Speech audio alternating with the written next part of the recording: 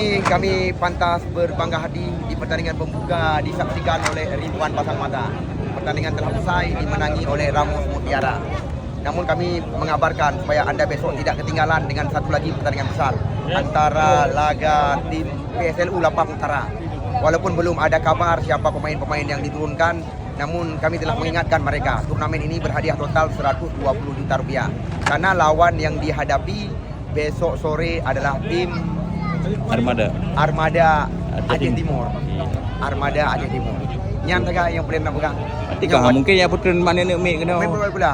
Mungkin. Biarlah. Golong berani kamu kabarkan siapa pemain-pemain yang diturunkan. Namun layak anda nanti laga antara Armada berhadapan dengan PSLU Lapang. Kau dengan yang awaknya padim tiket mana? Allahu Rabbi.